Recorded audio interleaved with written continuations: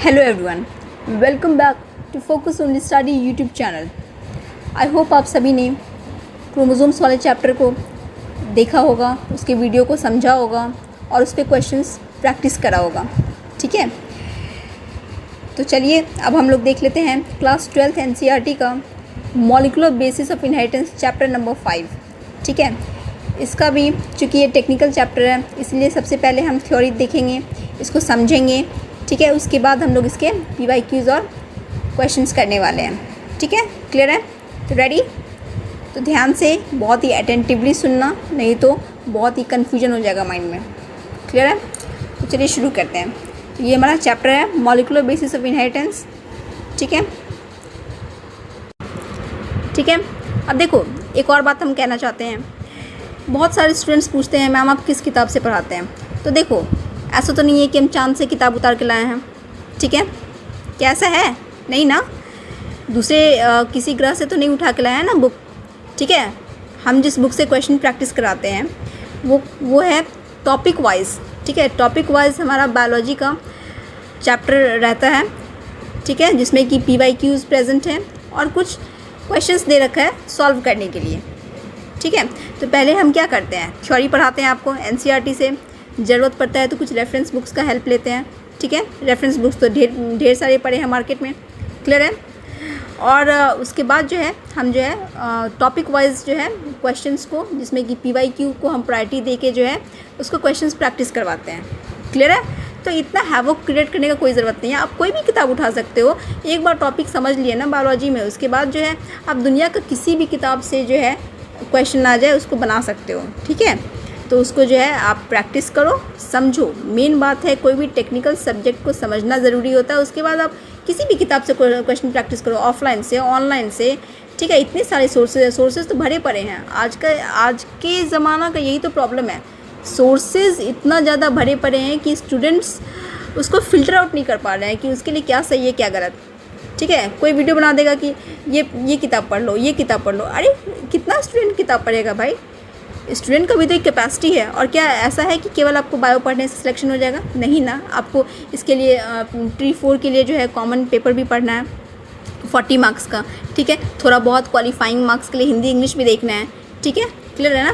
तो इसीलिए आपको मल्टीपल सब्जेक्ट्स पढ़ना है। तो अगर एक ही सब्जेक्ट को स्ट्रॉन्ग करने के लिए 10 किताबें पढ़ने लगोगे तो क्या ये संभव है? Is it possible? It's just not possible. 2 महीने में स्टूडेंट क्या पढ़ पाएगा इतना ज़्यादा? इसीलिए हम बता रहे हैं आप किसी भी बुक को उठाओ, no problem at all, no problem, absolutely no problem. कोई भी बुक उठाओ, लेकिन हाँ NCERT प्रायोरिटी है, NCERT रखना मस्ट है। ठीक है, NCERT आपको रखना ही होगा। NCERT 11-12 is must. इसके बाद रेफरेंस बुक में कोई भी रेफरेंस बुक उठाओ, इट डजेंट मैटर। और कोई भी एक PYQ topic wise solve paper ले लो, सॉल्व बुक ले लो। इतने सारे एडिशन है मार्केट में, है कि नहीं? और उसके बाद उसमें जो है टॉपिक वाइज आप लगाते जाओ। जैसे जैसे हम चैप्टर पढ़ाते जा रहे हैं आप उसको समझो और उसमें से क्वेश्चन सॉल्व करते जाओ। सिंपल है कि नहीं? So what's the issue? Clear है? तो चलिए हम लोग अपने चैप्टर पे वापस आते हैं। तो क्या कह रहा है कि DNA जो है वो जेनेटिक मटेरियल होता है। ठीक है, ठीक है। मेजॉरिटी ऑफ ऑर्गेनिज्म में क्या है? DNA, that is deoxyribonucleic acid is the genetic material. ठीक है, और जेनेटिक मटेरियल भी 2 तरीके का होता है, DNA और RNA। क्लियर है? 2 types of nucleic acids found in living systems. ठीक है, इसको हम लोग थोड़ा और डिटेल में देख लेते हैं, DNA और RNA के कॉन्सेप्ट्स को। ठीक है, अगर हम DNA की बात करें या RNA की बात करें, ठीक है, तो हमें ये समझना होगा कि ये दोनों तरह के जो न्यूक्लिक एसिड्स हैं, ठीक है, ये न्यूक्लियोटाइड से बने हुए रहते हैं। ये जो न्यूक्लिक एसिड्स हैं वो न्यूक्लियोटाइड से बने हुए रहते हैं। जिस तरह से एक ईंट दूसरे ईंट से जुड़ के एक पूरा बिल्डिंग तैयार होता है, और ईंट को यानी ब्रिक्स को जो है वो पूरे बिल्डिंग का फंडामेंटल यूनिट कहा जाता है। ठीक है, बिल्डिंग ब्लॉक कहा जाता है। ठीक है, जिस तरह से एक ईंटा है, ठीक है, ये ईंट जो है जुड़ जुड़ कर क्या बनाता है? पूरा का पूरा एक बिल्डिंग तैयार हो जाता है ना? इसी तरह से बिल्डिंग बनता है ना, ऐसे इसमें ईंटा के बीच में सीमेंट लगा के, है कि नहीं? तब जाके जो है पूरा एक बिल्डिंग का स्ट्रक्चर तैयार होता है। क्लियर है? तो यहाँ पे ये जो ईंट है, ठीक है, यहाँ पे जो ये जो ईंट है, ब्रिक है, वो क्या है? बिल्डिंग ब्लॉक है। ये पूरे बिल्डिंग का। क्लियर है? बिल्कुल इसी तरह से जो है न्यूक्लियोटाइड, एक टर्म होता है, क्या होता है? न्यूक्लियोटाइड। न्यूक्लियोटाइड जो है वो ये ईंट की तरह काम करता है। ठीक है, ये बिल्डिंग ब्लॉक है किस चीज़ का? तो न्यूक्लिक एसिड्स का, न्यूक्लिक एसिड्स का। यानी न्यूक्लिक एसिड्स के बनने के लिए ये न्यूक्लियोटाइड रूपी ईंट की ज़रूरत होती है। क्लियर है? और यही न्यूक्लिक एसिड्स जो है वो हमारा दो तरीके का होता है, दो टाइप्स का होता है, डीएनए और दूसरा हो गया तुम्हारा आरएनए। क्लियर हो गया? डन? ठीक है, यहाँ तक एकदम एब्सोल्युटली क्लियर? ठीक है, क्लियर हो गया? ये न्यूक्लियोटाइड जो है ये बेसिक बिल्डिंग ब्लॉक है, ये बेसिकली एक बेस है जिस पर कि इस न्यूक्लिक एसिड का चेन तैयार होता है। ठीक है, क्लियर हो गया? अब हम लोग देख लेते हैं न्यूक्लियोटाइड क्या होता है। ठीक है, न्यूक्लियोटाइड कैसे बनता है। क्लियर है? अब देखते हैं न्यूक्लियोटाइड किसको कहते हैं। ठीक है, न्यूक्लियोटाइड किसको कहते हैं? तो देखो, न्यूक्लियोटाइड जो है हमारा दो चीज़ों से मिलकर बनता है, न्यूक्लियोसाइड, न्यूक्लियोसाइड, ठीक है, प्लस फॉस्फेट ग्रुप। ठीक है, पी क्या हो गया? हमारा phosphate group. Nucleoside plus phosphate group जब मिलेगा तब हमारा ये न्यूक्लियोटाइड वाला मॉलिक्यूल तैयार होगा। और जब न्यूक्लियोटाइड तैयार होगा तब इसी न्यूक्लियोटाइड से जो है अलग अलग न्यूक्लियोटाइड जुड़ जुड़ के जो है वो न्यूक्लिक एसिड का चेन तैयार करेगा। ठीक है, क्लियर हो गया यहाँ तक? अब देखो ये न्यूक्लियोसाइड क्या है? तो न्यूक्लियोसाइड जो है ये एक ऐसा मॉलिक्यूल है जो कि दो चीज़ से मिलके बना हुआ रहता है। क्या क्या? तो एक हो गया पेंटोज शुगर, एक हो गया पेंटोज शुगर और दूसरा हो गया क्या? Nitrogenous base. ठीक है, दूसरा क्या हो गया? Nitrogenous base, nitrogenous base. ठीक है, नाइट्रोजन बेसिस। क्लियर हो गया? तो ये न्यूक्लियोसाइड जो है वो इसी दो चीज़ से मिलके बना हुआ रहता है। और जब इन दोनों में ये फॉस्फेट ग्रुप मिल जाता है, ठीक है, जब इन दोनों में क्या मिल जाता है? ये फॉस्फेट ग्रुप मिल जाता है, तब हमारा बनता है न्यूक्लियोटाइड। क्लियर हो गया? इसका मतलब एक न्यूक्लियोटाइड में ये पेंटोज शुगर, ये नाइट्रोजनस बेस और फॉस्फेट, ये तीनों कंपोनेंट्स का होना ज़रूरी है, तभी जाके न्यूक्लियोटाइड का फॉर्मेशन होता है। क्लियर हो गया यहाँ तक? अब देखो ये जो पेंटोज शुगर है वो डीएनए और आरएनए में अलग अलग रहता है। ठीक है, डीएनए में कुछ और पेंटोज शुगर रहता है और आरएनए में कुछ और रहता है। ठीक है, उसी तरह से नाइट्रोजनस बेसिस की भी अगर हम बात करें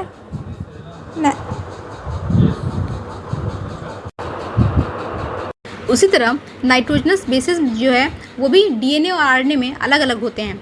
ठीक है, अब पेंटोज शुगर की बात करें तो डीएनए में जो हमारा शुगर प्रेजेंट होता है वो होता है 2-डीऑक्सी D ribose sugar.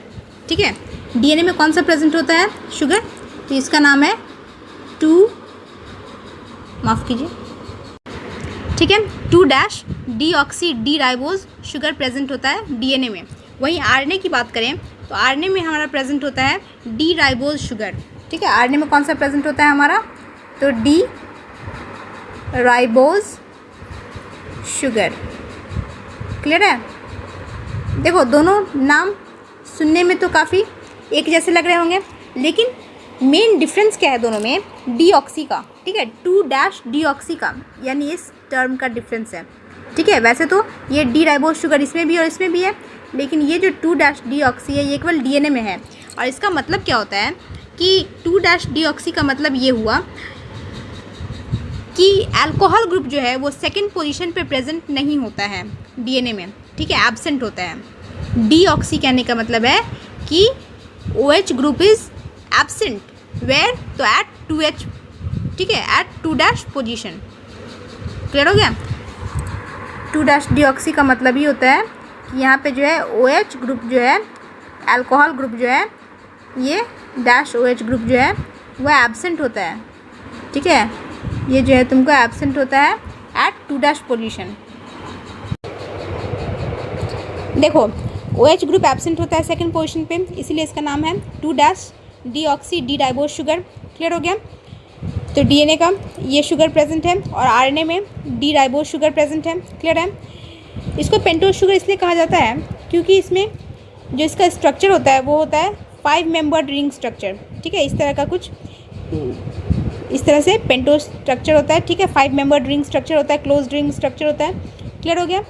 Nitrogen bases की अगर हम बात करें तो डीएनए में 4 तरह के नाइट्रोजन बेसिस पाए जाते हैं, ए, टी, सी, जी। ठीक है, ए हो गया एडनिन, टी हो गया थाइमिन, सी हो गया साइटोसिन और जी हो गया गुआनिन। क्लियर हो गया। आरएनए की अगर हम बात करें तो आरएनए में थोड़ा सा चेंजेस होता है। ठीक है, थोड़ा सा परिवर्तन देखने को मिलता है क्योंकि इसमें यूरेसिल प्रेजेंट होता है इन प्रेजेंस ऑफ थाइमिन। ठीक है, इसमें जो होता है आरएनए में टी एब्सेंट होता है। ठीक है, आरएनए में क्या होता है, टी एब्सेंट होता है, टी नहीं होता है। टी के बदले जो है इसमें क्या प्रेजेंट होता है, तो टी के बदले यहाँ पे प्रेजेंट होता है यूरेसिल। क्या प्रेजेंट होता है, तो यूरेसिल। टी के बदले प्रेजेंट होता है वो है, उसका नाम है URACIL। ठीक है, यूरेसिल, यूरेसिल प्रेजेंट होता है। क्लियर है, तो ये याद रखना। ठीक है, तो ये सभी एक्सप्लेनेशन था। आई होप आप सभी को क्लियर हो गया होगा। ठीक है, अब हम लोग बढ़ते हैं अपने चैप्टर की ओर। देखो, चैप्टर में आगे बढ़ने से पहले हम लोग कुछ और देख लेते हैं इन्फॉर्मेशन। ठीक है, क्योंकि ये सब बेसिक्स है, ज़रूरी है जानना। ठीक है, तो चैप्टर आसानी समझ में आएगा। देखो, न्यूक्लियोसाइड के बारे में भी हमने क्या पढ़ा कि वो जो है 2 कंपोनेंट से मिलकर बना हुआ रहता है, शुगर और नाइट्रोजनस बेस। तो उसी का स्ट्रक्चर हमने यहाँ पे दिखाया हुआ है। देखो, यहाँ पे ये जो है पेंटोज शुगर है और यहाँ पे ये जो है नाइट्रोजनस बेस है। ठीक है, दोनों आपस में कनेक्टेड है एक बॉन्ड से जिसका नाम है एन बीटा ग्लाइकोसिल बॉन्ड। ठीक है, ये जो बॉन्ड है, ठीक है, इसी का नाम है N beta glycosyl bond. Clear हो गया। अगर हमें न्यूक्लियोटाइड का स्ट्रक्चर दिखाना हो तो इसमें क्या जुड़ जाएगा, बताओ। देखो, अगर हमें यहाँ पे कौन सा स्ट्रक्चर दिखाना हो, न्यूक्लियोटाइड। ठीक है, न्यूक्लियोटाइड, अगर हमें यहाँ पे न्यूक्लियोटाइड का स्ट्रक्चर बताना हो तो यहाँ पे क्या हो जाएगा, यहाँ पे जो है एक फॉस्फेट ग्रुप आके जुड़ जाएगा। क्लियर हो गया। तब क्या होगा, शुगर, नाइट्रोजनस बेस और फॉस्फेट तीनों मिलके न्यूक्लियोटाइड बना लिया। ठीक है, और यही न्यूक्लियोटाइड का चेन जुड़ते जुड़ते क्या बना लेगा, न्यूक्लिक एसिड बना लेगा, दैट इज़ डीएनए या आरएनए का चेन बना लेगा। क्लियर हो गया, एब्सोल्युटली क्लियर। अब बेसिस के बारे में कुछ और इन्फॉर्मेशन देख लेते हैं। हम देखो, न्यूक्लियोसाइड नाइट्रोजनस बेसिस की अगर हम बात करें तो ये दो प्रकार का होता है। ठीक है, 2 टाइप्स के होते हैं। पहला टाइप है प्यूरीन और दूसरा टाइप है पाइरिमिडीन। ठीक है, जो प्यूरीन न्यूक्लियोसाइड्स होते हैं ये 2 तरह के नाइट्रोजनस बेसिस से बने ही रहते हैं जिसको कहते हैं AG। ठीक है, AG that means adenine and guanine. Clear है, इसको शॉर्ट फॉर्म में आप याद कर सकते हो कि प्यूरीन जो है वो एडनिन और गुआनिन को कहते हैं। क्लियर है, प्यूरीन किसको कहते हैं, तो एडनिन और गुआनिन को, एडनिन। ठीक है, और ये हो गया हमारा गुआनिन।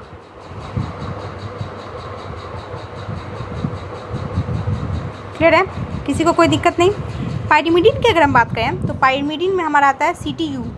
क्या आता है पाइरिमिडीन में, CTU, CTU। क्लियर है।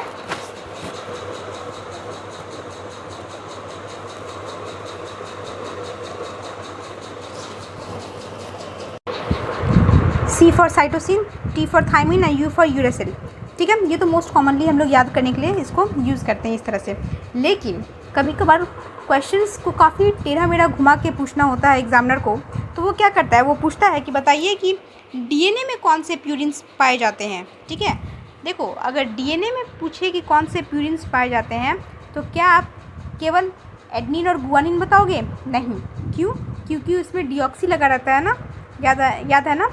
तो इसीलिए अगर डीएनए में पूछे कि किस तरह के प्यूरिन्स प्रेजेंट होते हैं तो डीएनए में आप बोलोगे डीऑक्सी एडनिन प्रेजेंट होता है। ठीक है, और डीऑक्सी गुआनिन प्रेजेंट होता है। क्लियर है, डीऑक्सी एडिनोसिन और डीऑक्सी गुआनोसिन, ये उसका पूरा नाम होगा।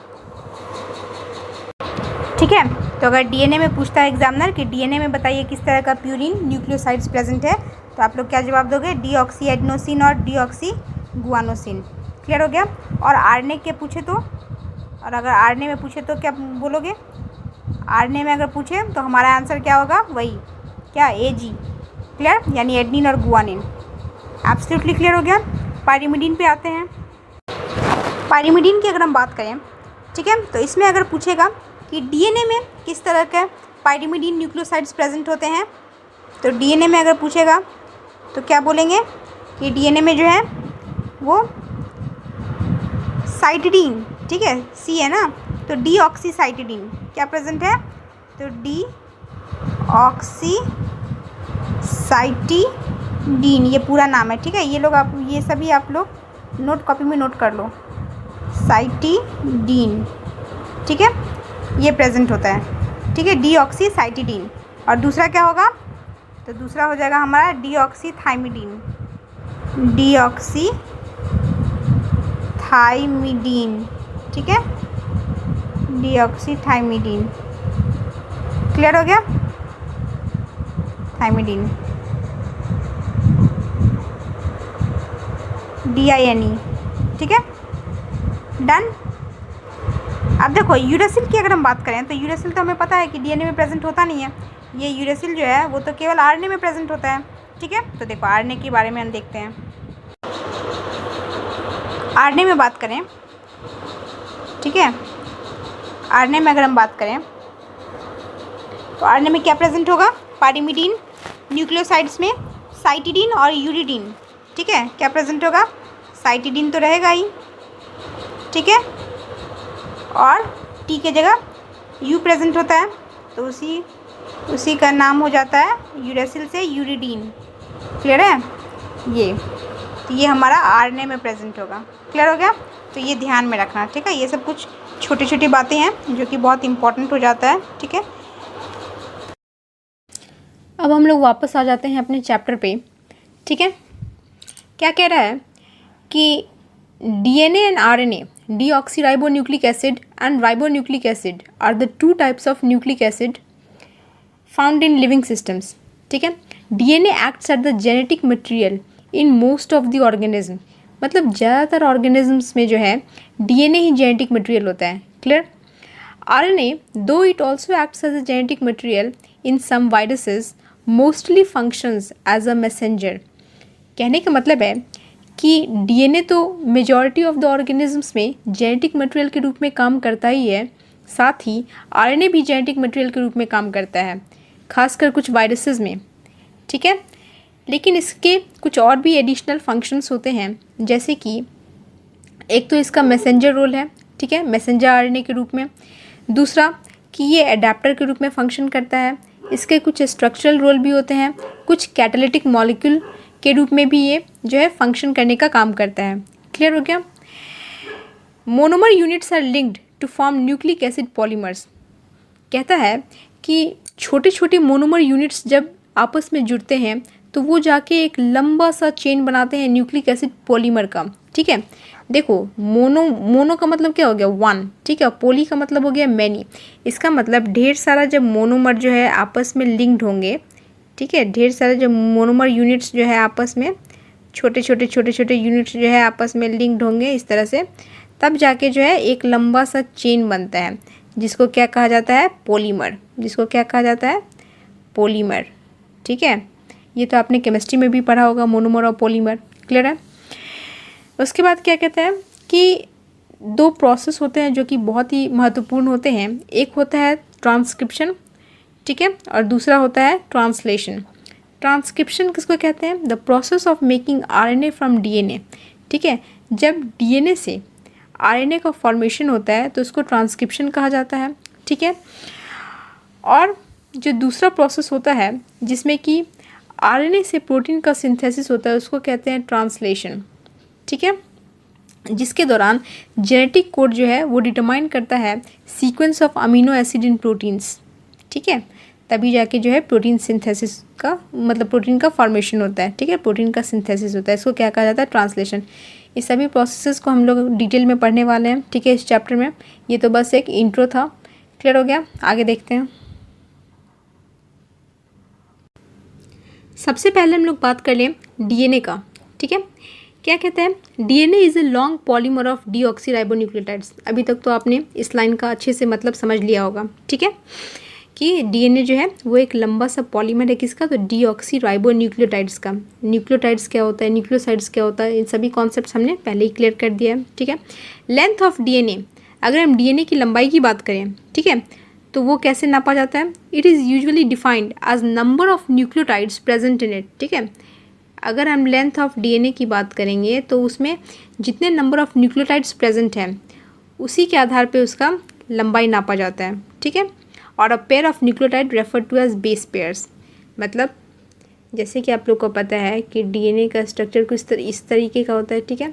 कह रहा है कि इसका लंबाई कितना होगा, इसका जो ये लंबाई है वो कितना होगा, वो इस बात पे निर्भर करता है कि उसमें कितने न्यूक्लियोटाइड्स प्रेजेंट हैं। और न्यूक्लियोटाइड्स कहने का मतलब क्या है कि उसमें कितने बेस पेयर्स प्रेजेंट हैं, ठीक है, कितने सारे बेस पेयर्स इसमें मौजूद हैं। इस आधार पे जो है उसको उसका लंबाई जो है वो डिफाइन किया जाता है। क्लियर है? This also is the characteristic of an organism, ठीक है। और यही चीज़ मतलब कितना नंबर ऑफ न्यूक्लियोटाइड्स प्रेजेंट है उस ऑर्गेनिज्म में, ये किसी भी ऑर्गेनिज्म का कैरेक्टरिस्टिक्स भी हो सकता है। एग्जाम्पल के तौर पे इसमें दिया हुआ है कि अगर हम बैक्टीरियोफेज की बात करें, ठीक है, बैक्टीरियोफेज आप लोग को पता है what is bacteriophage, a bacteria infecting a virus, ठीक है, माफ़ कीजिए मैंने उल्टा बोल दिया, ठीक है। बैक्टीरियोफेज का मतलब होता है a type of virus which infects bacteria, ठीक है, मतलब एक तरह का वायरस जो कि बैक्टीरिया को इन्फेक्ट करता है। इनफैक्ट बैक्टीरियोफेज का मतलब ही होता है बैक्टीरिया ईटर, ठीक है। क्यों? क्योंकि जो बैक्टीरियोफेज होते हैं वो होस्ट सेल्स को डिस्ट्रॉय कर देते हैं, ठीक है, मतलब बैक्टीरियोफेज जो है जिसको इन्फेक्ट करते हैं वैसे होस्ट सेल्स को वो बर्बाद कर देते हैं, डिस्ट्रॉय कर देते हैं। क्लियर है? और सभी तरह के बैक्टीरियोफेजेस जो हैं वो न्यूक्लिक एसिड मॉलिक्यूल से बने हुए रहते हैं जो कि किसी न किसी प्रोटीन स्ट्रक्चर से सराउंडेड होता है, घिरा हुआ रहता है, ठीक है। आपने एनसीईआरटी में इसका डायग्राम देखा होगा आई थिंक, ठीक है, नहीं देखा तो मैं दिखा देती हूँ, ठीक है। ये देखो कुछ इस तरह की तस्वीर होती है बैक्टीरियोफेज की, ठीक है, ये आपने देखा होगा एनसीईआरटी में। ये होता है इसका कैप्सिड हेड, ठीक है, इसी के अंदर इसका न्यूक्लिक एसिड प्रेजेंट होता है, ठीक है, दैट इज़ डीएनए और आरएनए। उसके बाद एक नेक लाइक स्ट्रक्चर होता है, इसको कॉलर कहते हैं, ठीक है। उसके बाद नीचे में टेल ट्यूबर शीथ होता है, स्पाइक्स होता है, बेस प्लेट होता है। ये सभी जो है अटैचमेंट का काम करते हैं, ठीक है। जब ये वायरस रूपी बैक्टीरियोफेज जो है किसी भी बैक्टीरिया को अटैक करता है, ठीक है, तब जो है इन्हीं स्पाइक्स के थ्रू वो उससे अटैच हो जाता है, ठीक है। अब देखो बैक्टीरियोफेज जो कि एक वायरस होता है इन्फेक्टिंग बैक्टीरिया किस तरह से बैक्टीरियल सेल में अटैच करता है उसके कुछ स्टेप्स देख लेते हैं, ठीक है। तो टोटल 5 स्टेप्स होते हैं। सबसे पहला स्टेप में क्या होता है, अटैचमेंट होता है, ठीक है। ये जो बैक्टीरियोफेज है ये सबसे पहले क्या कर रहा है, होस्ट बैक्टीरिया सेल में अटैच कर रहा है, ठीक है। ये इसका पहला स्टेप है। दूसरा स्टेप में ये पेनिट्रेट करेगा यानी अंदर घुसेगा, ठीक है। देख रहे हो दूसरे स्टेप में क्या हो रहा है, पेनिट्रेशन हो रहा है, ठीक है। अब देखो ये जो बैक्टीरियोफेज होता है इसका जो ये जो कैप्सिड वाला पोर्शन है, ठीक है, ये जो कैप्सिड वाला पोर्शन है इसके अंदर क्या होता है, इसके अंदर जो न्यूक्लिक एसिड होता है, ठीक है, न्यूक्लिक एसिड अभी जो हमने डायग्राम में देखा था, यही न्यूक्लिक एसिड जो है ये यहाँ पे जो ब्लू कलर का आपको दिख रहा होगा, ठीक है, यहाँ पे जो ये ब्लू कलर का दिख रहा है, ये ब्लू कलर का, ठीक है, यही ब्लू कलर का जो है वो अंदर एंटर करता है किसमें, तो होस्ट सेल में, ठीक है। अब देखो होस्ट का अपना भी एक डीएनए प्रेजेंट होता है ये वाला, और इधर जो है ये बैक्टीरियोफेज अपना डीएनए जो है इस होस्ट सेल के अंदर एंट्री करवाता है। क्लियर हो गया, पेनिट्रेट करवाता है। तीसरे फेज में क्या होता है, तीसरे फेज में होता है बायोसिंथेसिस, किस चीज़ का, तो प्रोटीन्स का, ठीक है। अब जो बैक्टीरियोफेज का डीएनए है वो रेप्लिकेट करना शुरू करता है, ठीक है। ये जो ब्लू वाला पोर्शन है ये सब क्या है, ये बैक्टीरियोफेज का डीएनए है, ठीक है। ये सभी डीएनए जो है वो पेनिट्रेट कर चुका है होस्ट सेल में, और पेनिट्रेट करने के बाद रेप्लिकेट भी कर रहा है, ठीक है। रेप्लिकेट मतलब मल्टीप्लाई करना शुरू कर चुका है, ठीक है।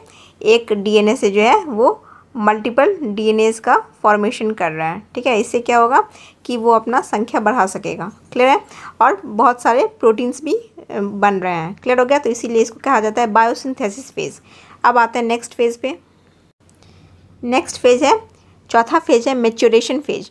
इस फेज में क्या हो रहा है कि ये जो डीएनए बैक्टीरियोफेज का जो डीएनए था, ठीक है, जो कि रेप्लिकेट हो चुका था और रेप्लिकेट होने के बाद ढेर सारा प्रोटीन्स बन चुका था। अब क्या हो गया कि ये अब मैच्योरेशन फेज में आ चुका है, मतलब नए फेज पार्टिकल्स जो है अब वो असेंबल हो चुके हैं, ठीक है। यहाँ पे देख रहे हो, ये जो इसके पहले वाले डायग्राम में क्या था, कैप्सिड खाली था। अब यहाँ पे जो है इस कैप्सिड में जो है क्या हो गया है, ये सभी न्यूक्लिक एसिड पार्टिकल्स जो है वो असेंबल हो चुके हैं, ठीक है। और इस तरह से जो है वो पूरा स्ट्रक्चर इसका तैयार हो चुका है। क्लियर हो गया। तो इस तरह से इसका मैच्योरेशन फेज में स्ट्रक्चर पूरी तरह से असेंबल होके तैयार हो चुका है, ठीक है। नेक्स्ट फेज में क्या होता है, नेक्स्ट फेज में लाइसिस होता है। दैट मीन्स होस्ट सेल जो है वो ब्रेक कर जाता है और जो ये न्यूली मेड बैक्टीरियोफेजेस हैं वो सभी रिलीज़ कर दिए जाते हैं, ठीक है। बाहर की तरफ ये लो, ये सभी के सभी रिलीज़ कर दिए जाते हैं। क्लियर हो गया। तो इस तरह से हमने देखा कि बैक्टीरियोफेजेस में जो है 5 स्टेप्स इन्वॉल्व हैं, जिस तरह से वो एक बैक्टीरियल सेल से अटैच करता है, फिर उसमें एंट्री करने के लिए पेनिट्रेट करता है, फिर उसमें बायोसिंथेसिस होता है, ठीक है। फिर वो मैच्योर करता है, यानी सभी न्यूक्लिक एसिड जो है वो कैप्सिड में असेंबल हो जाते हैं और पूरा का पूरा एक स्ट्रक्चर तैयार हो जाता है। और उसके बाद जो है लाइसिस होने के बाद जो है ये सेल टूट के इन सभी न्यूली मेड बैक्टीरियोफेजेस को आउटसाइड रिलीज़ कर देते हैं। क्लियर हो गया। तो ये मैंने बता दिया है ताकि ये स्टेप्स अगर पूछे तो आप लोग इसको सही सीक्वेंस में लगा सको, ठीक है, कि पहले क्या होता है उसके बाद क्या होता है। एब्सोल्युटली क्लियर, ठीक है। तो ये इसके 5 स्टेप्स हैं, ठीक है। पहला ये होता है अटैचमेंट, दूसरा पेनिट्रेशन, तीसरा बायोसिंथेसिस, चौथा मैच्योरेशन और पांचवा लाइसिस। क्लियर है, नोट कर लो। अब देखो बैक्टीरियोफेज के बारे में हमने कुछ बेसिक इन्फॉर्मेशन देख लिया, ठीक है।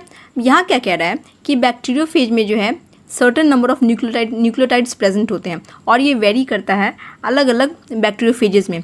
जैसे कि एक बैक्टीरियोफेज होता है जिसका नाम है 5x174, 5x174 ये नाम है बैक्टीरियोफेज का, ठीक है। इसको 5 कहा जाता है। क्लियर है। 5x174 नामक ये जो बैक्टीरियोफेज है इसके अंतर्गत जो है 5386 न्यूक्लियोटाइड्स पाए जाते हैं। That means 5386 nucleotides are found in this particular bacteriophage which is named as 5x174। Clear है। उसी तरह दूसरा एक बैक्टीरियोफेज होता है जिसका नाम है लैम्डा, ठीक है, बैक्टीरियोफेज लैम्डा। इसमें 48,502 बेस पेयर्स प्रेजेंट होते हैं। दैट मीन्स इतने न्यूक्लियोटाइड्स इसमें पाए जाते हैं, ठीक है। कितना बैक्टीरियोफेज लैम्डा में 48,502, ठीक है। ये सब आपको याद रखना होगा क्योंकि ये सब बेसिक फैक्ट्स हैं। क्लियर है, ठीक है। और 5x174 में कितना था तो 5386। क्लियर है, ठीक है। उसी तरह कुछ और डेटा यहाँ पे दे रखा है जैसे कि इकोलाई, ठीक है। इकोलाई में करीब 4.6 × 10⁶ बेस पेयर्स प्रेजेंट होते हैं, ठीक है। और वहीं ह्यूमन डीएनए के हैप्लॉइड कंटेंट में, ठीक है, ह्यूमन डीएनए के हैप्लॉइड कंटेंट में 3.3 × 10⁹ base pairs are present. Clear है। तो ये 4 डाटा आप लोग को याद रखना होगा, ठीक है। Bacteriophage 5x174, bacteriophage lambda, escherichia coli और ह्यूमन डीएनए का हैप्लॉइड कंटेंट, ठीक है। इनमें कितने बेस पेयर्स प्रेजेंट होते हैं। क्लियर है। इतना देखने के बाद अब हम लोग देखते हैं स्ट्रक्चर ऑफ पॉलीन्यूक्लियोटाइड चेन, ठीक है। हमने तो बता दिया है न्यूक्लियोटाइड किसको कहते हैं, ठीक है। रिकॉल करो, न्यूक्लियोटाइड किसको कहते हैं। न्यूक्लियोसाइड में जब हम फॉस्फेट ग्रुप ऐड करते हैं तो उसको कहा जाता है न्यूक्लियोटाइड। यहाँ पे टर्म दे रखा है पॉलीन्यूक्लियोटाइड, मतलब इस तरह के बहुत सारे न्यूक्लियोटाइड जब आपस में जुड़ते हैं तो वो बनाते हैं एक पॉलीन्यूक्लियोटाइड चेन, ठीक है। कुछ इस तरह का स्ट्रक्चर यहाँ पे आप लोग को दिख रहा होगा। क्लियर है, दिख रहे हो इस तरह का स्ट्रक्चर। यहाँ पे क्या दिख रहा है, ये क्या है, ये है हमारा शुगर, ठीक है। ये है हमारा बेस एडेनिन, ठीक है। और ये हमारा जो है वो है फॉस्फेट ग्रुप, ठीक है। ये जो है फॉस्फेट ग्रुप है। उसी तरह यहाँ पे भी ये है फॉस्फेट ग्रुप, ये है हमारा बेस और ये हो गया तुम्हारा शुगर, ठीक है, शुगर, ठीक है, शुगर बेस और ये हो गया फॉस्फेट। क्लियर है। तो हो गया ना हमारा न्यूक्लियोटाइड, ठीक है। और इस तरह का बहुत सारा न्यूक्लियोटाइड जो है यहाँ पे जुड़े हुए हैं और ये जुड़ के क्या बना रहा है, चेन बना रहा है, ठीक है। इसी को कहा जाता है पॉलीन्यूक्लियोटाइड चेन। एब्सोल्युटली क्लियर, ठीक है। देख लेते हैं क्या कह रहा है इसमें। और न्यूक्लियोटाइड हैज़ 3 कंपोनेंट्स, ठीक है, ठीक है। ये तो हमने देखा ही कि न्यूक्लियोटाइड में कितने कंपोनेंट्स होते हैं, 3 कंपोनेंट्स होते हैं। 3 कंपोनेंट्स कौन कौन से? तो एक होता है एक नाइट्रोजनस बेस, ठीक है, दूसरा होता है एक पेंटोज शुगर, ठीक है, आरएनए के केस में ये राइबोज होता है और डीएनए के केस में डीऑक्सीराइबोज होता है, ठीक है, एंड फॉस्फेट ग्रुप, ठीक है। इस तरह से 3 कंपोनेंट्स होते हैं, पहले ही हमने पढ़ लिया है। There are two types of nitrogenous bases. कितने तरह के नाइट्रोजनस बेसिस होते हैं भाई? तो 2 टाइप्स के होते हैं, क्लियर है। कौन कौन से? तो प्यूरिन और पायरीमिडीन, ठीक है। कौन कौन से? तो प्यूरिन और पायरीमिडीन, ठीक है। प्यूरिन में कौन सा आता है? एजी, याद आ गया, ठीक है। और पायरीमिडीन में कौन सा आता है? तो सीटीयू, क्लियर है, ठीक है। यहाँ पे क्या कह रहा है कि साइटोसिन जो है वो कॉमन होता है, साइटोसिन जो है वो कॉमन होता है तुमको बोथ डीएनए और आरएनए में, ठीक है। इसमें तो कोई प्रॉब्लम नहीं होगा कि साइटोसिन जो है वो कॉमन होता है किसमें? बोथ डीएनए और आरएनए में। जबकि थाइमिन जो है वो केवल और केवल किस में प्रेजेंट होता है? तो डीएनए में ही केवल प्रेजेंट होता है। थाइमिन जो है वो केवल और केवल किस में प्रेजेंट होता है? तो केवल और केवल डीएनए में ही प्रेजेंट होता है। And uracil is present in RNA, ठीक है। क्या प्रेजेंट होता है आरएनए में? तो यूरेसिल, ये जो यूरेसिल है ये प्रेजेंट होता है केवल और केवल आरएनए में, ठीक है। किसके प्लेस पे? तो थाइमिन प्लेस पे, ठीक है, थाइमिन के प्लेस पे। इन सभी के बारे में हमने काफ़ी जानकारी हासिल कर लिया है, ठीक है। आगे देखते हैं। अब देखो क्या कह रहा है, a nitrogenous base is linked to the OH of 1-C pentose sugar through N glycosidic linkage to form a nucleoside, ठीक है। न्यूक्लियोसाइड बनने के लिए जो है बेस में जो है क्या लिंक्ड रहता है? शुगर, ठीक है। कहाँ पे? तो 1-, ठीक है, 1-C पेंटोज शुगर, मतलब 1- कार्बन पे जो है पेंटोज शुगर के साथ नाइट्रोजनस बेस लिंक्ड रहता है और एक लिंकेज प्रेजेंट होता है, उसको कहते हैं एन ग्लाइकोसिडिक लिंकेज, ठीक है। बेसिकली ये बॉन्ड हो गया, ठीक है, जिससे कि शुगर और बेस आपस में जुट रहे हैं, क्लियर हो गया। और इसी बॉन्ड को क्या कहा जाता है? N glycosidic linkage. और ये सब मिलके क्या बना रहा है? तो ये सब मिलके बना रहा है हमारा न्यूक्लियोसाइड, क्लियर है, ठीक है। न्यूक्लियोसाइड के बारे में हमने पढ़ा था, डीएनए की बात होगा तो वो हो जाएगा डीऑक्सी एडेनोसिन और आरएनए हो जाएगा तो एडेनोसिन, क्लियर। उसी तरह गुआनोसिन आरएनए में और डीऑक्सी गुआनोसिन डीएनए में। साइटिडीन, ठीक है, ये हो जाएगा हमारा आरएनए में और डीऑक्सी साइटिडीन डीएनए में, ठीक है। यूरिडीन ये हो जाएगा हमारा किसमें? बोलो, तो यूरिडीन हो जाएगा आरएनए में और डीऑक्सी थाइमिडीन हो जाएगा हमारा डीएनए में, ठीक है। अब तो इसमें कोई कन्फ्यूजन नहीं रहा होगा, ठीक है, याद करने की भी ज़रूरत नहीं है क्योंकि हम लोग सब कुछ समझ चुके हैं, क्लियर है। अब हम लोग आते हैं नेक्स्ट पॉइंट पे। कह रहा है व्हेन अ फॉस्फेट ग्रुप, रुको इसको पहले डिलीट कर दें, ठीक है। देखो क्या कह रहा है, when a phosphate group is linked to OH of 5- carbon of a nucleoside through phosphoester linkage a corresponding nucleotide is formed. अब ये तो हमने पहले डिस्कस कर लिया था कि न्यूक्लियोसाइड में जब फॉस्फेट ग्रुप अटैच होता है तब जाके न्यूक्लियोटाइड का फॉर्मेशन होता है, ठीक है। यहाँ पर एक नया पॉइंट ये मिला है कि कह रहा है कि ये जो फॉस्फेट ग्रुप अटैच्ड होता है ना, ठीक है, ये न्यूक्लियोसाइड से जब ये फॉस्फेट ग्रुप अटैच्ड होता है तो उस बॉन्ड को कहा जाता है फॉस्फोईस्टर लिंकेज। ये बहुत इंपॉर्टेंट है, ठीक है। इसी बॉन्ड के थ्रू जो है ये न्यूक्लियोसाइड में फॉस्फेट ग्रुप का अटैचमेंट होता है, क्लियर है। अब देखो ये है हमारा पेंटोज शुगर का स्ट्रक्चर, क्लियर है। पेंटोज शुगर का स्ट्रक्चर है, ये हो गया डीएनए में डीऑक्सीराइबोज शुगर और आरएनए में राइबोज शुगर, ठीक है। तो क्या कह रहा था कि फॉस्फोईस्टर लिंकेज क्या होता है उसको हमें समझना है। तो देखो इस शुगर में जो 5- कार्बन है, ठीक है, ये हमारा क्या है? 5- कार्बन है, क्लियर है। देखो ये जो है ये क्या है? 5- कार्बन है ना।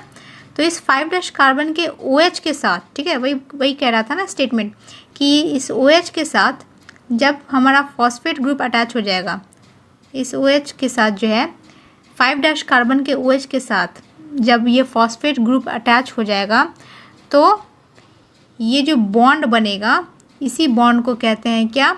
तो फॉस्फोईस्टर लिंकेज। क्या कहते हैं इसको? फॉस्फोईस्टर लिंकेज, क्लियर हो गया? नो प्रॉब्लम, ठीक है। इसी को कहते हैं फॉस्फोईस्टर लिंकेज। बिल्कुल वही चीज़ राइबोज शुगर यानी आरएनए में भी होगा। जो 5- कार्बन है इसके साथ जो है जो फॉस्फेट ग्रुप अटैच हो जाएगा तो ये जो लिंकेज बनेगा वो क्या कहलाएगा, हमारा फॉस्फोईस्टर लिंकेज। क्लियर हो गया, दैट्स ओके। अब हम लोग देख लेते हैं कि उस फॉस्फोईस्टर लिंकेज से 3-5- फॉस्फोडाइस्टर लिंकेज कैसे बनता है। ठीक है, तो देखो यहाँ पे इस डायग्राम में आपको दिख रहा होगा, तो ये एक न्यूक्लियोटाइड है। ठीक है, ये एक न्यूक्लियोटाइड है। ओहो, ये देखो एक न्यूक्लियोटाइड है और ये दूसरा न्यूक्लियोटाइड है। ठीक है, क्लियर है ना। न्यूक्लियोटाइड 3 कंपोनेंट होता है एक न्यूक्लियोटाइड में। ठीक है, देखो ये क्या है, हमारा बेस है, ये शुगर है और ये फॉस्फेट है। उसी तरह इसमें भी ये बेस है, ये शुगर है, ये फॉस्फेट है। क्लियर है, ये 2 अलग अलग न्यूक्लियोटाइड्स हैं। ठीक है, क्लियर हो गया। ठीक है, अब देखो इन दोनों के बीच फॉस्फोडाइस्टर लिंकेज कैसे बनता है, इसको ध्यान से देखना। ठीक है, देखो दोनों ही न्यूक्लियोटाइड में 5' एंड पे जो कार्बन है, ठीक है, उसके साथ फॉस्फेट अटैच्ड है। ठीक है, ये वाला जो कार्बन है 5' एंड पे जो कार्बन है, इसके साथ क्या है, हमारा फॉस्फेट अटैच्ड है। ठीक है, पी ग्रुप अटैच्ड है। क्लियर है। अब जिस बॉन्ड के साथ ये पी ग्रुप अटैच्ड है उस बॉन्ड को क्या कहेंगे, यानी इस वाले बॉन्ड को जो है, इस वाले बॉन्ड को क्या कहेंगे, फॉस्फोईस्टर लिंकेज, जो अभी हमने पढ़ा। ठीक है, इस वाले बॉन्ड को हम लोग क्या कहेंगे, तो फॉस्फोईस्टर लिंकेज। ठीक है, फॉस्फोईस्टर लिंकेज या फॉस्फोईस्टर बॉन्ड। ठीक है, बिल्कुल वही सिचुएशन इस दूसरे न्यूक्लियोटाइड में भी देखने को मिल रहा है।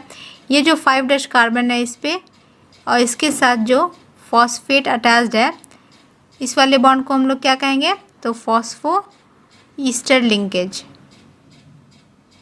क्लियर है, नो प्रॉब्लम, फॉस्फोईस्टर लिंकेज या फॉस्फोईस्टर बॉन्ड। क्लियर हो गया। 3' एंड पे हमारा क्या होता है, तो 3' एंड पे हमारा होता है हाइड्रोक्सिल ग्रुप। ठीक है, ये हो गया 3' एंड, और 3' एंड पे क्या है हमारा, हाइड्रोक्सिल ग्रुप। इसमें भी 3' एंड पे है हमारा हाइड्रोक्सिल ग्रुप। क्लियर हो गया। अब देखो होता क्या है कि इस वाले पोर्शन में ध्यान दो, ये जो फर्स्ट न्यूक्लियोटाइड है, ठीक है, पहला न्यूक्लियोटाइड है, इस डायग्राम में ये जो 3' एंड पे जो कार्बन है, ठीक है, इससे अटैच जो हाइड्रोक्सिल ग्रुप है, ठीक है, ये और ये जो सेकेंड न्यूक्लियोटाइड है, और यहाँ पे 5' एंड पे जो फॉस्फेट अटैच्ड है ये। ठीक है, मतलब आपको इतना वाला पोर्शन में ध्यान देने का ज़रूरत है, इस पोर्शन में। ठीक है, इस पोर्शन में गौर फरमाओ, तो इसमें आपको पता चलेगा कि ये जो 3' एंड का जो हाइड्रोक्सिल ग्रुप है, ठीक है, और ये जो 5' एंड पे जो फॉस्फेट ग्रुप है, ये दोनों आपस में बॉन्ड बनाएगा कैसे, तो इसका OH और फॉस्फेट ग्रुप का OH। ठीक है, इसमें से H2O निकल जाएगा। इसमें से क्या निकल जाएगा, इसमें से जो है H2O निकल जाएगा। ये देखो, ये वाला H और ये OH जो है, ये H2O निकल जाएगा और क्या बना देगा, तो ये वाला बॉन्ड बना देगा। कंडेंसेशन रिएक्शन होगा और तब हमारा क्या बन जाएगा, तो फॉस्फोडाइस्टर लिंकेज बन जाएगा, यानी POO। ये वाला जो बॉन्ड है हमारा, ये वाला जो बॉन्ड है ना, ये जो आप देख रहे हो, ये जो बॉन्ड बनेगा यही बन गया क्या, तो फॉस्फोडाइस्टर लिंकेज। फॉस्फोडाइस्टर लिंकेज बन गया। ठीक है, क्योंकि यहाँ से H2O हट गया, -H2O हो गया। ठीक है, यहाँ से क्या हो गया, -H2O। क्लियर है। ठीक है, तो H2O हटने के बाद क्या हो जाता है, हमारा फॉस्फोडाइस्टर लिंकेज बॉन्ड बन जाता है। ठीक है, तो यहाँ पे लिखो -H2O। ठीक है, तब जाके जो है ये वाला लिंकेज हमारा फॉस्फोडाइस्टर बॉन्ड कहलाएगा। क्लियर हो गया, नो प्रॉब्लम। ठीक है, तो इस तरह से जो है हमारा ये जो बॉन्ड हो जाएगा, ये बॉन्ड क्या कहलाएगा, बोलो क्या कहलाएगा ये बॉन्ड, ये बॉन्ड हमारा कहलाएगा फॉस्फोडाइस्टर लिंकेज। ठीक है, क्लियर हो गया। तो ये बॉन्ड जो है हमारा क्या कहलाएगा, फॉस्फोडाइस्टर बॉन्ड। ठीक है, क्लियर हो गया ये वाला। ठीक है, तो इस तरह से आप समझ गए 3-5- फॉस्फोडाइस्टर लिंकेज को। क्लियर है? ये बहुत ही कॉम्प्लेक्स टॉपिक है, लेकिन इसको मैंने काफ़ी सिंप्लीफाई करके बताया है। ठीक है, आप खुद से भी इसको अपने कॉपी पे स्ट्रक्चर बना के H2O निकाल के और उसको बॉन्ड बना के प्रैक्टिस करना, तो खुद ब खुद समझ में आ जाएगा। ठीक है, कि 3-5 लिंकेज आखिर बनता कैसे है और किस तरह से DNA या RNA या किसी भी न्यूक्लिक एसिड का जो है चेन बनता है। ठीक है, पॉलीन्यूक्लियोटाइड चेन आखिर फॉर्मेशन कैसे होता है, क्योंकि आखिर यही पॉलीन्यूक्लियोटाइड चेन जो है बैकबोन बनाता है किसका, तो DNA और RNA का। क्लियर हो गया? ठीक है, यहाँ पे लिखा भी हुआ है, देखो ये फॉस्फोडाइस्टर लिंकेज जो है यहाँ पे इंडिकेशन दिया हुआ है कि ये जो पूरा पोर्शन है यही तुमको फॉस्फोडाइस्टर लिंकेज बना रहा है। क्लियर हो गया? बस यहाँ पे एक एडिशन कर लेना कि -H2O होता है। ठीक है, -H2O पानी निकलता है। ठीक है, यहाँ से ये वाला पोर्शन, बस सिंपल। ठीक है, क्लियर हो गया? देखो क्या कह रहा है, 2 nucleotides are linked through 3-5- phosphodiester linkage to form a dinucleotide. ठीक है, हमने बहुत अच्छे तरीके से देख लिया 3-5- फॉस्फोडाइस्टर लिंकेज क्या होता है, कैसे बनता है। क्लियर हो गया? यानी 2 न्यूक्लियोटाइड्स जो है वो इस लिंकेज से जुड़कर एक डाई न्यूक्लियोटाइड का निर्माण करेंगे। क्लियर हो गया? More nucleotides can be joined in such a manner to form a polynucleotide chain. इसी तरह से बहुत सारे न्यूक्लियोटाइड्स जो है जब आपस में जुड़ जाएंगे, ठीक है, इस तरह से जब आपस में जुड़ जाएगा तो क्या बनाएगा, एक पॉली न्यूक्लियोटाइड चेन का निर्माण होगा। ठीक है, a polymer thus formed has at one and a free phosphate at 5- end of sugar which is referred to as 5- end of polynucleotide chain। ठीक है, मतलब कह रहा है कि polynucleotide chain के एक तरफ 5- end होता है जिसपे कि phosphate ग्रुप जुड़ा हुआ रहता है, while at the other end of the polymer the sugar has a free OH of 3 carbon group। ठीक है, which is known as 3- end of the polynucleotide chain। वहीं दूसरे सिरा पे जो है, जो जिसको कि 3- end कहा जाता है, वहाँ पे एक हाइड्रोक्सिल ग्रुप जुड़ा हुआ रहता है। ठीक है, OH ग्रुप जुड़ा हुआ रहता है। क्लियर है? ये देखो डायग्राम में। ठीक है, ये हो गया हमारा 5- end, माफ़ कीजिए, ये देखो ये हो गया हमारा 5- end, ये हो गया हमारा 3- end। 5- end पे जो है फॉस्फेट ग्रुप अटैच्ड है। क्लियर है? वहीं 3- end पे हमारा OH group hydroxyl group attached है। क्लियर हो गया? यही बोल रहा था। और एक और पॉइंट है कि जो बैकबोन होता है, ठीक है, बैकबोन जो होता है इन पॉलीन्यूक्लियोटाइड चेन का, वो शुगर और फॉस्फेट से बना हुआ रहता है। ठीक है, ये हो गया हमारा शुगर, ठीक है, और ये हो गया फॉस्फेट, ये हो गया शुगर, ये हो गया फॉस्फेट, ये हो गया शुगर, ये हो गया फॉस्फेट। तो क्या क्या कह रहा है, जो बैकबोन है पॉलीन्यूक्लियोटाइड चेन का वो किसका बना हुआ है, शुगर और फॉस्फेट का। ठीक है, और वहीं जो नाइट्रोजनस बेसिस हैं ये ATGC, ये क्या हो रहा है, तो ये प्रोजेक्ट कर रहा है डाउनवर्ड। ठीक है, प्रोजेक्टिंग डाउनवर्ड या inside of the nucleotide chain. Clear है? दिख रहा है ना, ये बैकबोन से जो है ये क्या कर रहा है, ये इधर की ओर प्रोजेक्ट कर रहा है। क्लियर है? ठीक है, ये देखो यही कर रहा है ना, the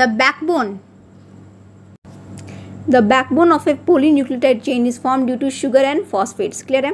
The nitrogenous bases linked to sugar group project from the backbone। Clear है? बैकबोन से ये प्रोजेक्ट आउट करता है। क्लियर हो गया? आगे देखते हैं, कहता है इन RNA every nucleotide has an additional OH group present at 2' position in the ribose।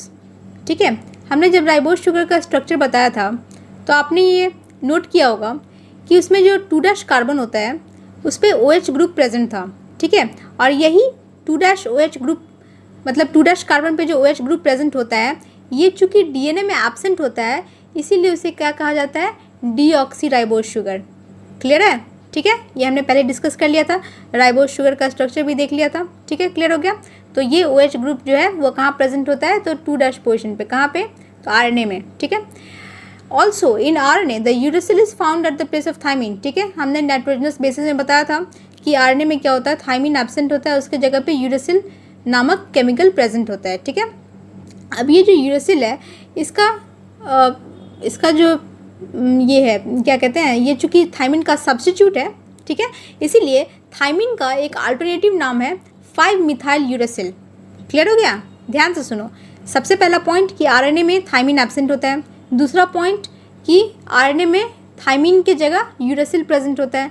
तीसरा पॉइंट, थाइमिन का अल्टरनेटिव नाम 5 मिथाइल यूरेसिल है। क्लियर? क्यों 5 मिथाइल ही क्यों? क्योंकि यूरेसिल के स्ट्रक्चर में 5' कार्बन पे मिथाइल ग्रुप प्रेजेंट होता है। क्लियर हो गया? मतलब अगर क्वेश्चन में या कहीं पे जो है थाइमिन ना लिख के 5 मिथाइल यूरेसिल लिखा है तो आप समझ लो कि ये थाइमिन का ही केमिकल नाम है। क्लियर है? ठीक है, आगे देखते हैं क्या कह रहा है। DNA as an acidic substance. सबसे पहला पॉइंट, डीएनए एक एसिडिक सब्सटेंस है। डीएनए क्या है? एक एसिडिक सब्सटेंस है। ऑप्शन आ सकता है, ठीक है, क्वेश्चन में कि बताइए डीएनए जो है किस तरह का सब्सटेंस है। What is the nature of DNA?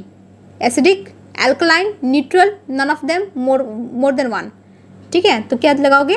Acidic substance होता है डीएनए। ठीक है, और डीएनए कहाँ प्रेजेंट होता है बताओ? न्यूक्लियस के अंदर। Very good. तो सबसे पहला पॉइंट एसिडिक है, न्यूक्लियस के अंदर प्रेजेंट है। It was first identified by Friedrich Miescher in 1869। ठीक है, ये एक साइंटिस्ट थे फ्रेडरिक मिशर, जिन्होंने सबसे पहले रिकॉग्नाइज किया कि डीएनए एक एसिडिक सब्सटेंस है और इस तरह का पदार्थ जो है वो न्यूक्लियस के अंदर पाया जाता है। और इस चीज़ की खोज उन्होंने कब की? 1869 में की। ठीक है, और उन्होंने इसे डीएनए ना कह के क्या नाम दिया? न्यूक्लिन नाम दिया। ठीक है, उन्होंने जो है इस तरह के एसिडिक सब्सटेंस जो कि न्यूक्लियस में पाया जाता है उसकी जब खोज की तो उन्होंने इसे डीएनए नाम ना देके क्या नाम दिया था? न्यूक्लिन। क्लियर है? न्यूक्लिन, यानी इसका तुम कह सकते हो कि डीएनए का ओल्डर नेम क्या था? न्यूक्लिन। ठीक है, उसके बाद क्या हुआ कि 1953 में, ठीक है, 1953 में, याद रखना 1953 में जो है 2 साइंटिस्ट थे, James Watson and Francis Crick. ठीक है, इन्होंने क्या करा? इन्होंने एक्सरे डिफ्रैक्शन डाटा, ठीक है, एक्सरे डिफ्रैक्शन डाटा के आधार पे डबल हेलिक्स मॉडल स्ट्रक्चर बताया डीएनए का। और ये जो एक्सरे डिफ्रैक्शन डाटा था ये किसने प्रोड्यूस करा था? तो इसको प्रोड्यूस करने वाले थे Morris Wilkin and Rosalind Franklin. ठीक है, ध्यान से सुनो, एकदम ध्यान से। 2 साइंटिस्ट थे, मॉरिस विल्किन और रोजलिंड फ्रैंकलिन। इन दोनों ने एक एक्सरे डिफ्रैक्शन डाटा निकाला। ठीक है, और इस डाटा के आधार पे फिर से 2 साइंटिस्ट आए जो कि जिनका नाम था James Watson and Francis Crick. ठीक है, इन्होंने इसी डाटा के आधार पे डीएनए के स्ट्रक्चर के लिए एक डबल हेलिक्स मॉडल का प्रपोज किया।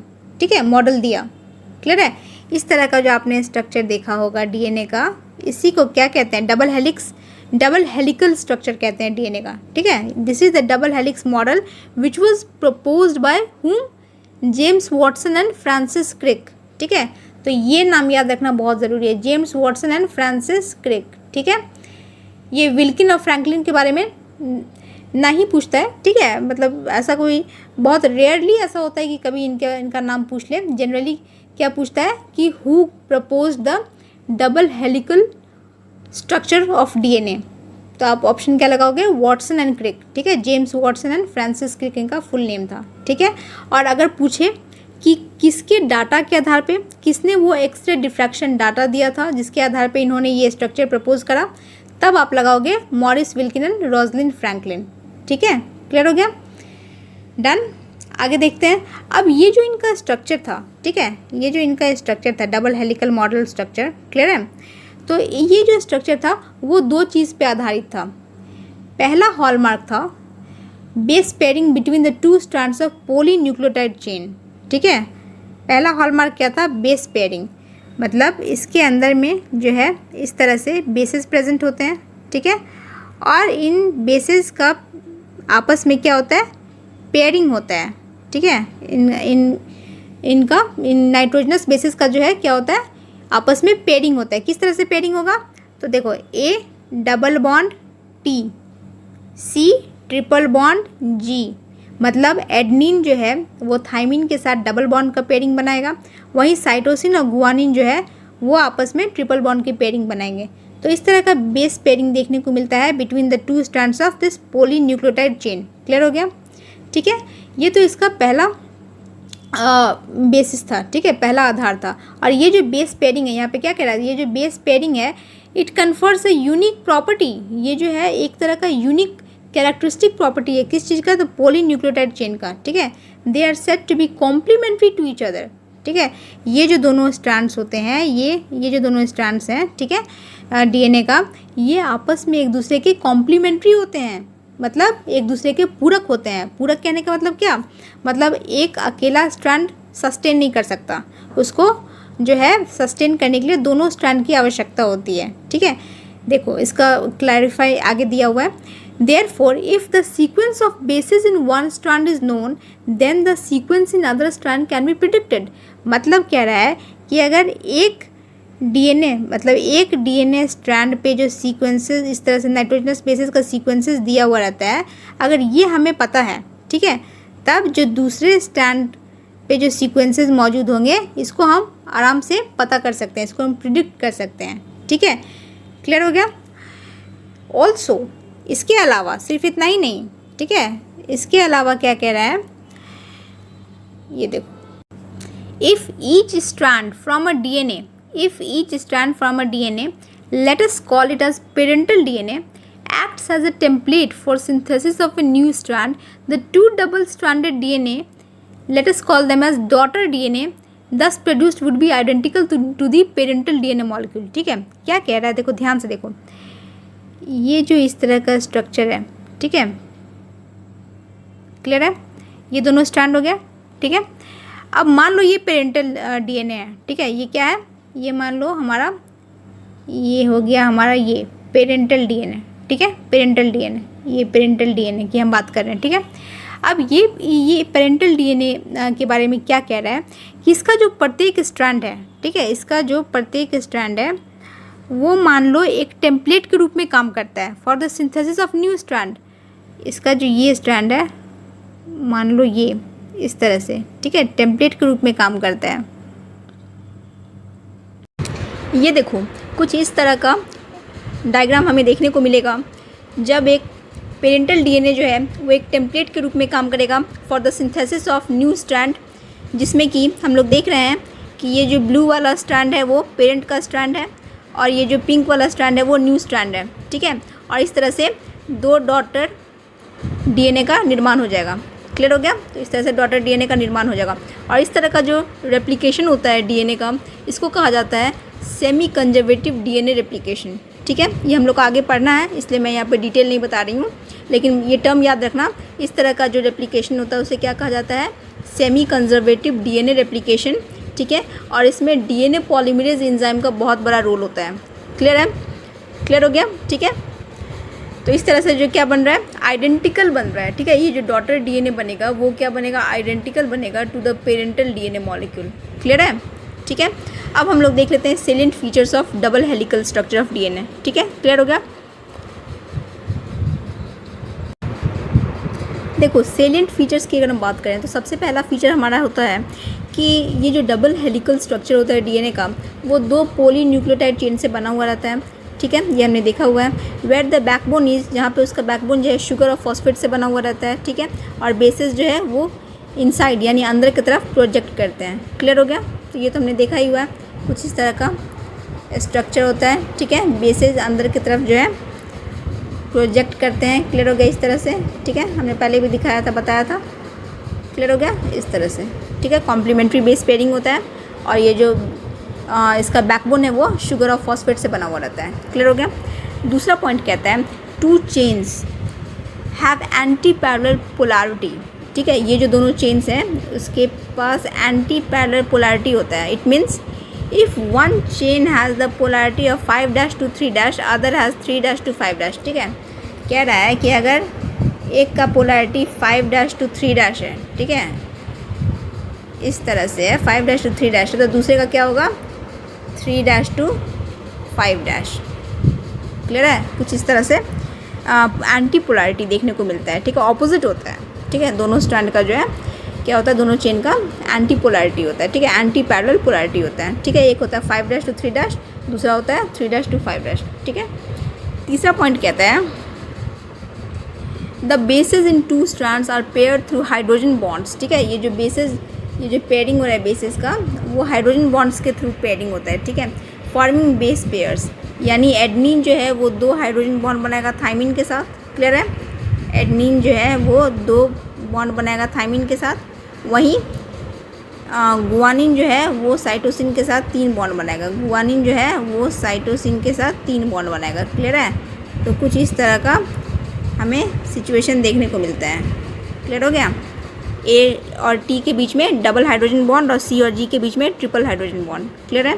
तो इस तरह से जो है purine always comes opposite to pyrimidine. ठीक है, ये तो हमने पहले डिस्कस कर लिया है। प्यूरिन क्या होता है? ए और जी। ठीक है, और पाइरिमिडीन क्या होता है? CTU। ठीक है, क्लियर है? इसीलिए जो है हमेशा ए जो है टी के साथ पेयरिंग करेगा, सी जो है हमेशा जी के साथ पेयरिंग करेगा। ठीक है, इससे क्या होता है कि एक यूनिफॉर्म डिस्टेंस मेंटेन रहता है। एक यूनिफॉर्म डिस्टेंस जो है वो मेंटेन रहता है between the 2 strands of the helix. ठीक है, मतलब दोनों स्ट्रैंड के बीच में क्या होता है? एक यूनिफॉर्म, एक बराबर का जो है डिस्टेंस मेंटेन रहता है। क्लियर हो गया? ना कोई स्ट्रैंड बड़ा होगा ना कोई छोटा होगा। ठीक है, यहाँ तो मैंने हैंडमेड बनाया है इसलिए थोड़ा बड़ा छोटा हो गया है लूप्स, लेकिन ये जो है सभी लूप्स जो है वो कैसे रहते हैं? तो एकदम यूनिफॉर्म रहते हैं। ठीक है, क्लियर हो गया? आगे देखें। नेक्स्ट पॉइंट कहता है the 2 chains are coiled in a right handed fashion. ठीक है, राइट हैंडेड फैशन में 2 चेन्स जो है ऐसे कॉइल्ड होते हैं। ठीक है, इस तरह से जब हम देखते हैं तो कैसे, ये राइट हैंड हुआ ना, है कि नहीं? राइट हैंड का डायरेक्शन में हुआ। क्लियर है? The pitch of the helix is 3.4 nanometre. Helix का जो पिच होता है वो कितना होता है? 3.4 नैनोमीटर, या इसी को अगर हम एंगस्ट्रॉम में कहें तो ये हो जाएगा 34 एंगस्ट्रॉम। क्लियर है? 34 एंगस्ट्रॉम। पिच क्या होता है? देखो डायग्राम से दिखाते हैं। ये देखो इस डायग्राम में इसी को कहते हैं पिच। ठीक है, पिच क्या होता है? The distance travelled in 1 complete turn. एक कंप्लीट टर्न में जो डिस्टेंस ट्रैवल्ड होगा उसी को क्या कहा जाएगा? पिच कहा जाएगा। क्लियर है? देख रहे हो, ये जो है ये जो डिस्टेंस हो गया वो क्या हो गया? हमारा पिच हो गया। ठीक है, जितना एक रोटेशन में जो है वो दूरी ट्रैवल करेगा उसी को क्या कहा जाता है? पिच कहा जाता है। क्लियर है? Height of 1 full spiral of the double helix. ठीक है, इसको दूसरे वर्ड में हम लोग इस तरह से भी इसको डिफाइन कर सकते हैं, the height of 1 full spiral. देखो एक पूरा स्पाइरल का जो हाइट है, क्लियर है, तो इसी को क्या कहा जाता है? पिच कहा जाता है। और ये कितना होता है? करीब 3.4 नैनोमीटर। 3.4 नैनोमीटर होता है। ठीक है, इन BDNA। ठीक है, DNA का भी अलग अलग टाइप्स होता है। ठीक है, ADNA, BDNA, ZDNA। ठीक है, तो जो BDNA होता है उसमें BDNA actually most common type of DNA होता है। ठीक है, तो BDNA में जो है वो 3.4 नैनोमीटर हेलिक्स का पिच होता है। क्लियर है? डन। एक और डायग्राम दिखाती हूँ। ये देखो इसमें तो एकदम साफ साफ क्लियर हो रहा है। ठीक है, ये जो है ये से यहाँ तक तो डिस्टेंस है, ये क्या हो गया? हमारा पिच हो गया। डन। ठीक है, याद रखना इसका नंबर 3.4 नैनोमीटर। क्लियर है? और देखो एक और इम्पॉर्टेंट पॉइंट होता है यहाँ पे, क्या कह रहा है? देयर आर रफली 10 base pairs in each turn. ठीक है, प्रत्येक टर्न में जो है 10 बेस पेयर्स होते हैं। कितने बेस पेयर्स होते हैं? तो 10 बेस पेयर्स होते हैं प्रत्येक टर्न में। जैसे कि यहाँ पे देखो ये हो गया हमारा बेस पेयर्स। ठीक है, ये हो गया हमारा बेस पेयर्स।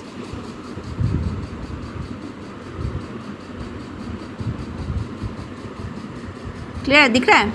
देखो ये क्या हो गया? हमारा बेस पेयर्स हो गया, जिसमें कि एडनिन जो है वो थाइमिन के साथ पेयर अप करेगा डबल बॉन्ड के साथ, और गुआनिन जो है वो साइटोसिन के साथ पेयर अप करेगा ट्रिपल बॉन्ड के साथ।